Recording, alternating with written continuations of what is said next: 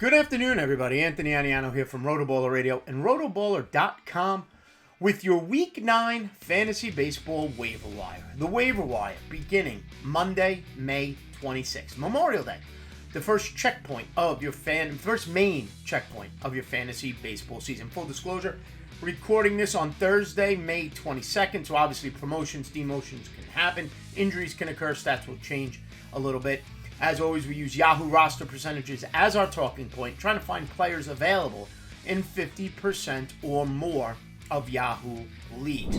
We'll start on the hitter side of things, and at the corners, a couple of players riding a hot streak right now at the corner infield position. We'll start in Oakland with A's first baseman Nick Kurtz. Got promoted a couple of weeks ago. People probably spent a ton of fab on him, tried to grab him. His minor league numbers were off the charts. And then he came up, he really just didn't hit. Batting average was okay. No power to speak of. We saw a decrease in rostership. He was being dropped left and right, and he's down to 19% rostered in Yahoo leagues, 81% available. But right now, the power is firing up. Had a 2-home run game the other night. Over the last 2 weeks, he's got 4 home runs and 5 RBIs. Now, the batting average is low over that span. It's 205. But there is a chance that power is on its way, that power that we saw in the minor leagues. On the season now, those are his 4 home runs, 10 RBIs, and a 233 batting average. I will say this, if I am in need of power at the corner infield position, Nick Kurtz has to get added to my team, even if necessarily I put him on the bench. I monitor that batting average, but that power surge certainly could be on the way as he adjusts to the major leagues. Up second, another corner infield option, former Dodger prospect, now Chicago White Sox third baseman, Miguel Vargas, hitting second in that White Sox lineup. 18% roster available in 82% of leagues. In Yahoo, he is third base and outfield eligible. I like that eligibility, giving you that corner infield, outfield look. Showing some power, decent batting average as well. Over the last 2 weeks, over the last 14 days, 4 home runs, 9 RBIs, and a 262 batting average. On the season now, he's up to 6 homers with 21 RBIs. Batting average on the year is at 234. Again, perfect for a corner infield, maybe a 4th outfield, 5th outfield spot is Miguel Vargas. Getting a chance to play each and every day. Like I said, hitting second in that White Sox lineup. Staying with the White Sox, but if you're looking for middle infield help, one of the White Sox top prospects, Chase Midroth. Second base, shortstop, third base eligible. That's something you love. You look for that type of middle and corner infield eligibility. 14% rostered. He's available in 86% of leagues. Now, he doesn't possess the power that a Nick Kurtz, that a Miguel Vargas has, but what Midroth brings you is batting average and speed. Over the last 14 days, he's hitting 364 with 5 stolen bases. Does have a home run and 3 RBIs, hitting out of the leadoff spot for the White Sox. So we're looking at the top of that Chicago White Sox lineup with Chase Midroth and then Miguel Vargas. Okay, on the season now, Chase Midroth is hitting 301, 8 stolen bases. That's his value. Plus batting average, plus speed out of a middle infield spot right now for the Chicago White Sox. I love him as a second baseman, shortstop, middle infield if you're lacking at those positions. Up next, in the outfield, looking for power, it is there in the outfield, and it starts with Dalton Varsho, which, to be honest with you, he may be my top add on the offensive side for the week. The Blue Jays center fielder, already a Gold Glove center fielder, so he'll always be in the lineup. Remember, missed about the first month of the season due to injury. Toronto has him hitting third, and yet he's available in 88% of Yahoo formats. Over the last 14 days, 5 home runs, 14 RBIs, 238 batting average. That 238 has actually brought up his season-long average to 217. But the power plays, 7 homers, 17 RBIs, and not even over a full season's worth of at-bats, considering he missed most of August. I got him in the SiriusXM Dynasty format, added him as a free agent. He was somehow on the waiver wire in that format. He's become a regular outfielder for me. I'm loving the power production from Dalton Varsho, and because of his glove, I know he's going to stay in the lineup each and every day for the Toronto Blue Jays. In case you miss out on Varsho and you need another outfielder, go to Minnesota, one of the hottest teams in the league. Trevor Larnach is available in 85% of leagues. He's rostered in 15% of the leagues. Currently hitting 5th in that Twins lineup, hitting .319, 3 home runs, 7 RBIs over the last 2 weeks. On the season, the batting average is up to .249, and like Dalton Varsho, Trevor Larnach hit with 7 home runs and 23 RBIs. Finally, behind the plate, if you need catcher help, Gabe Moreno. Now, I have him in 2 catcher formats, and I've been waiting for the hot streak. He was a drag on my lineup for the first couple of weeks, but now he's getting it together, hitting 7th for the Diamondbacks. If you need that catcher, Gabe Moreno is available in 70% of Yahoo formats. He's hitting .341 over the last 14 days, raising his season-long average up to .266. 3 home runs on the season, all 3 over the last 14 days, and 8 of his 13 RBIs also over the last 14 days. Now, if you are in need of pitching, a couple of pitchers, some of them repeats 2 weeks in a row. Let's get on this, everybody. First, Hayden Birdsong of the San Francisco Giants, 34% rostered, available in 66% of Yahoo formats. Over the last 2 days, since moving into the rotation, replacing Jordan Hicks, Birdsong, one of the Giants' top prospects, 10 innings, 10 strikeouts, and a 2.70 ERA, a whip of 1.30. He's got to watch his walks a little bit. On the season, remember, he got called up. He was put in the bullpen at first. 29 strikeouts and 28 and a third total innings this year with a 1.91 ERA and a 1.24 whip. Batting average against for Birdsong, a .231. Now, 2-start week next week. That's why he's at the top of my list. One more difficult than the other. Up first, Monday the 26th of May, Memorial Day, on the road against the Detroit Tigers. A true test for Hayden Birdsong.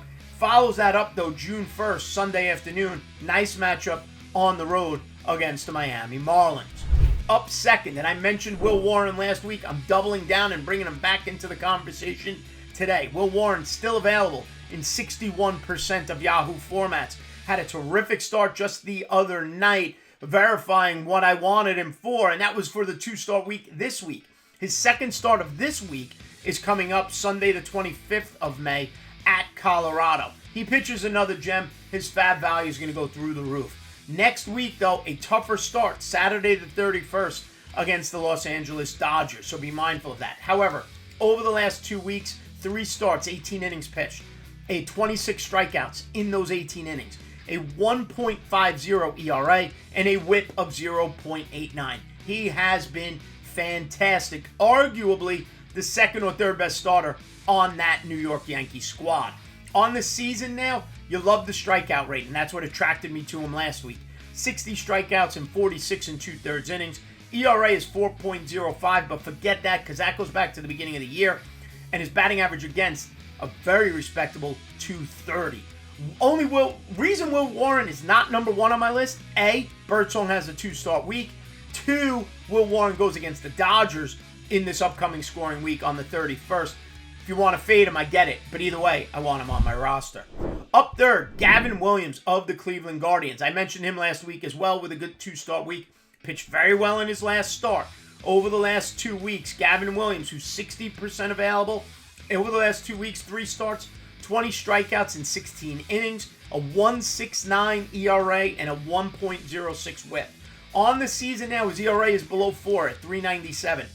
57 strikeouts in 48 innings. Can't ignore that either. 2-start week coming up for Gavin Williams.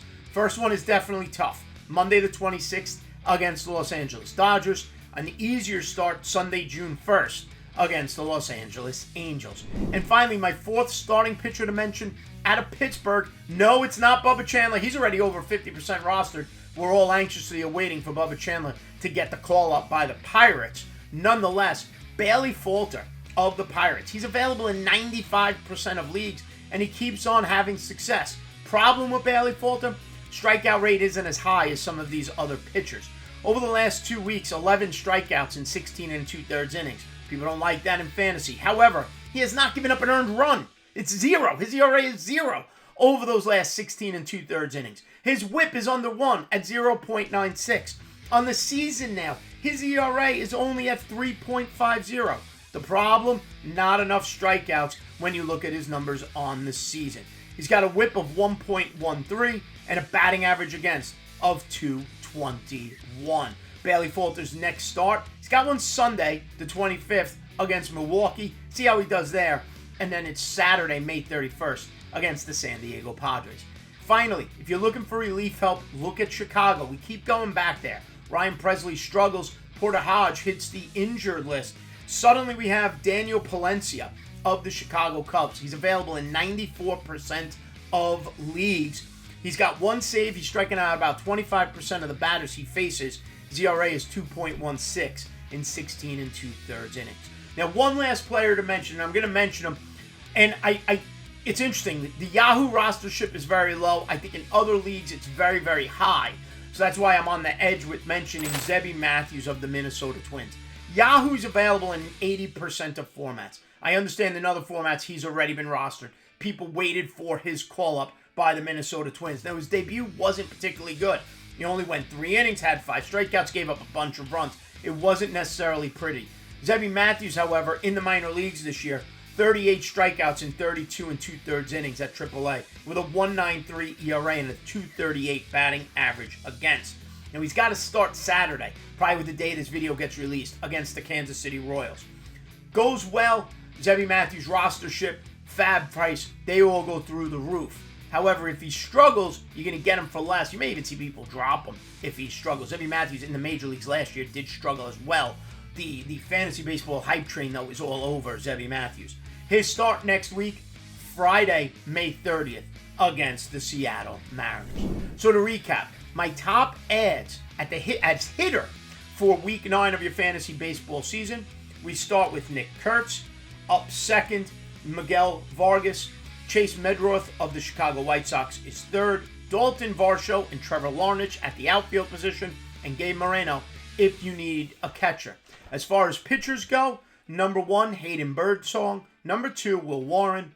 3, Gavin Williams. Number 4, Bailey Falter of the Pittsburgh Pirates. Relief pitch help, take a look at Daniel Palencia of the Chicago Cubs. And bonus, see how he does this weekend, Zebby Matthews of the Minnesota Twins. Folks, head over to rotoballer.com. Sign up now for any of our premium packages. Use the promotional code ACES and save at checkout. Like and subscribe right here to the RotoBaller YouTube channel.